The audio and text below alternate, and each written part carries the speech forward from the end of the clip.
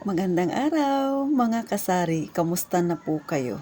Kamusta ang inyong buhay, ang inyong negosyo? At eto na naman po ang inyong pambansang tindera, si Ate Tintin. Syempre magtatapik tayo, negosyo ulit. Dumarating ba sa inyo mga kasari na napapagod rin kayong magbantay ng tindahan? Kahit maliit man yan, katulad sa akin, maliit lang tindahan ko. Pero dumadating ba sa inyo yung may time talaga na parang pagod ka? Gusto mong magpahinga o kaya gusto mong mamasyal muna? Kasi parang nasasawa ka na apat na sulok ng iyong tindahan lagi ang nakikita. Gusto mo maglakad-lakad muna, mag-mall, 'di ba? Mag-refresh ng iyong sarili. Kasi syempre hindi lang naman minsan tindahan yung ating problema. Minsan may mga pansarili rin tayong problema. Naranasan nyo ba yan? Parang tamad na tamad kang magbukas ng tindahan. O syempre, hindi ako nakakaligtas diyan. Ako man, ganyan din mga kasari. Pero himay-himayin natin, no? Ako may time talaga ako na yung pagising pa lang sa umaga, parang tamad na tamad talaga akong bumangon. Kasi syempre, sa 7 araw, sa isang linggo, 7 araw yan, wala tayong day off. Hindi tayo nagsasara. Tapos maaga kang gigising, gabi ka nang matutulog. O katulad nga sa akin, hindi na makita nyo, nangangalumata ako. Pero minsan pagka katulad niyan, may time ako na ganun sa umaga, yung tamad ako bumangon. Tapos iniisip ko kung pupunta ba ako ng palengke kasi nga ako araw-araw akong namamalengke kasi bumibili ako ng siomay. So 2 hanggang 3 kilo yan na siomay ang binibili ko araw-araw.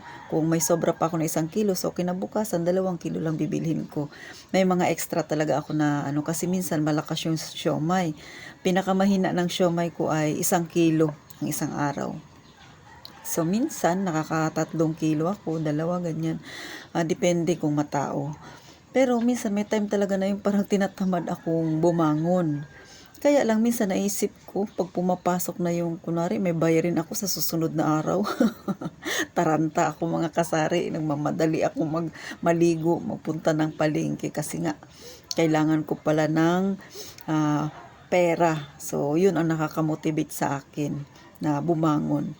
Pero may time talaga na hindi kaya ng sarili ko na o ng isip ko na i-motivate yung sarili ko na kailangan kong bumangon. May time talaga na parang ang bigat-bigat ng pakiramdam mo. Kayo ba, naranasan nyo na ba yan mga kasari? Ano ba ang ginagawa ninyo?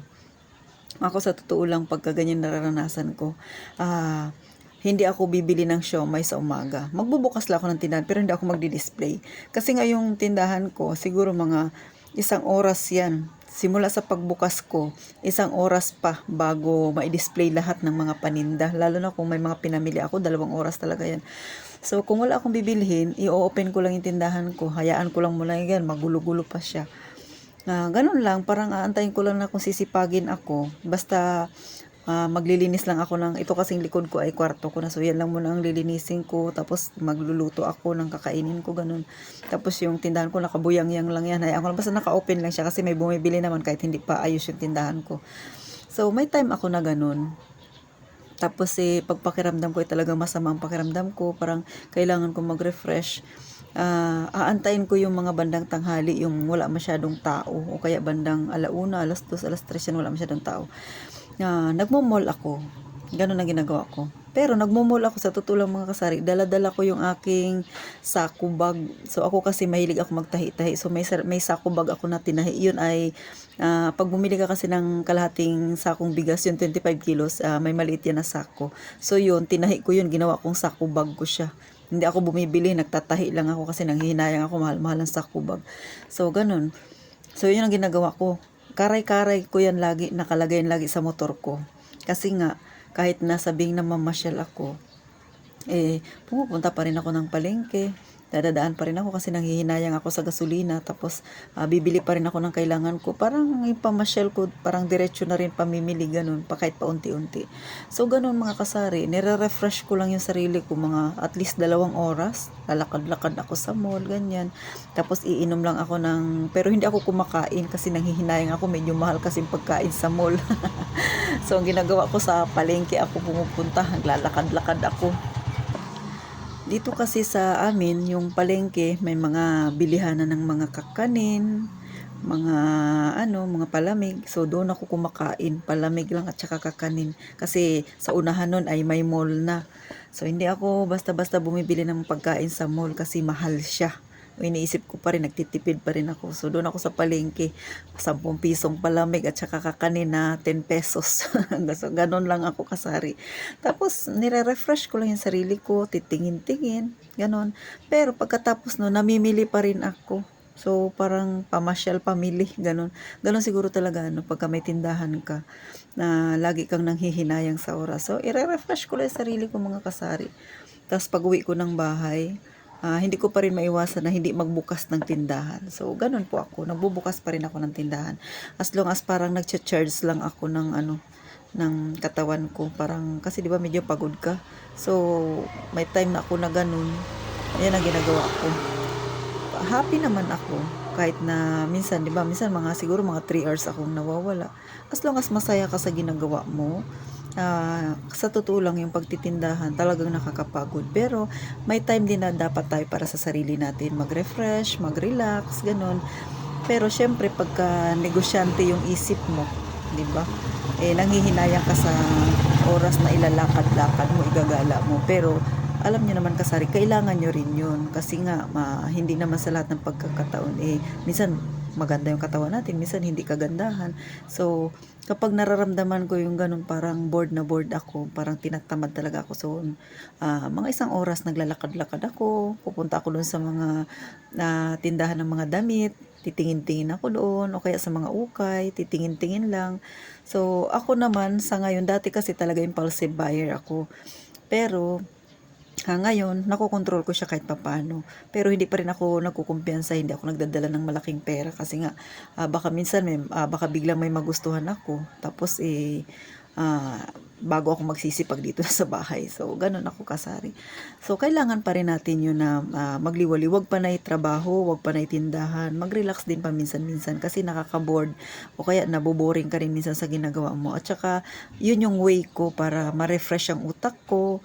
Kahit pagdating ko ulit dito sa tindahan ko, parang may panibagong lakas ako ulit, parang inspired ako ulit, parang na-motivate ako ulit. So, yun ang ginagawa ko. Kayo ba mga kasari? Ano ang ginagawa ninyo para ma-motivate ninyo ang inyong sarili? Sa totoo lang, walang ibang mag-motivate sa atin. Tayo rin, di ba? Totoo naman yung sinasabi, di ba? Yung mga napapanood natin sa FB, sino ba mag-motivate sa iyo? O, di ba? Alang-alaman kapitbahay mo. So, ikaw mismo may katawan, ikaw yung mag-motivate sa sarili mo. So, ako ganun. Nagre-relax lang ako. Basta happy lang ako. Tapos, pagka na-refresh na yung utak ko, na-relax ako, nakakapag-isip ako ng panibagong desisyon, ng panibagong plano, strategy tungkol sa aking tindahan. So, ganun mga kasari. Tapos, nagpaplano ako ulit ng bago. Kasi minsan, may plano ako sa tindahan ko, minsan nag-failed siya.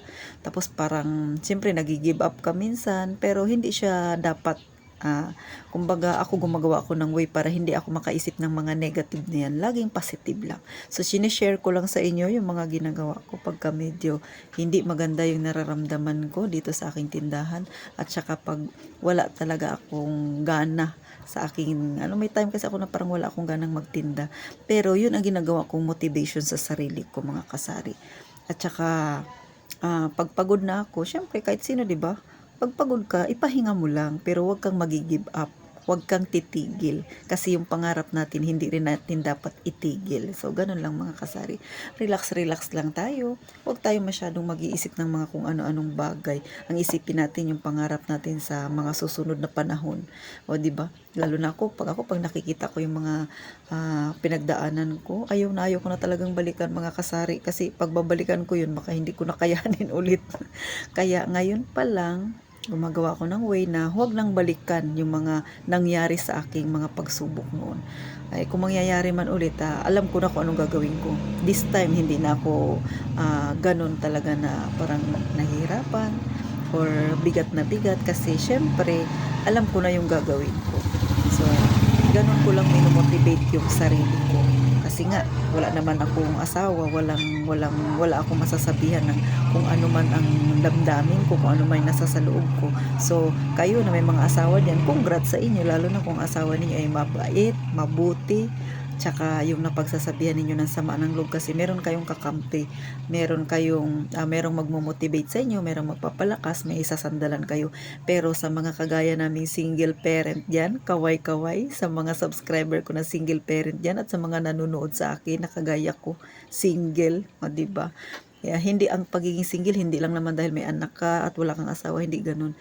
Yung pagiging single kahit na ikaw ay breadwinner, 'di ba? Ikaw ay breadwinner tapos lahat sa iyo, cargo mo lahat. Tapos hindi wala ka pang ang asawa, 'di ba? Pakiramdam mo nag-iisa ka na kahit meron kang kasama sa bahay. Mga ganung pakiramdam. So, kung walang magmo-motivate sa inyo, sa akin ganun yung ginagawa ko. Nagre-relax muna. Tapos nire-refresh yung sarili para magkaroon ng panibagong lakas, o 'di ba? At saka higit sa lahat, 'wag nating kalimutan syempre mag-pray. Mag-pray sa umaga pagkagising at bago matulog mag-pray din sa gabi. Kasi kahit anong gawin natin na motibasyon sa ating sarili, kahit anong gawin nating pagpapalakas, kung wala namang gabay yung Panginoon sa atin, hindi rin natin kakayanin ang lahat ng pagsubok. So para makaya natin yun, kahit gaano pa yan kabigat, kailangan natin ang suporta ng Panginoon. So yan lang po mga kasari ang aking maikling kwento sa inyo, maikling pwede kong ma-share sa inyo kung ano ba yung ginagawa ko pag feeling ko down na down ako, o diba? So, paano mga kasari? May natutunan na naman ba kayo? wala akong masyadong may content ngayon kundi yung mga ginagawa ko lang talaga sa tindahan ko. Pero syempre, sa mga matagal na dyan sa tindahan o kaya yung iba naman baka bago pa lang. Tapos nararamdaman nila yung gaya ng nararamdaman ko. Minsan, tinatamad-tamad ako. Maaaring makatulong ito sa inyo ha. I-refresh lang natin ang ating sarili. Hindi masama ang magpahinga. Pero wag kang titigil ha, kasari ha. Tandaan, hindi masamang magpahinga pero wag kang titigil ha, kasi yung pangarap natin hindi rin yan dapat tumigil. So thank you sa inyong panonood at sana mas maging positibo pa ang inyong pananaw sa bawat araw na dumadaan sa ating buhay. At eto na naman ang inyong pambansang tindera. Sana huwag kalimutan mag-like at saka mag-subscribe na din po kayo sa aking maliit na channel. Tulong nyo na lang po ito sa akin mga kasari. Thank you po. Mag-iingat po kayong palagi mga kasari.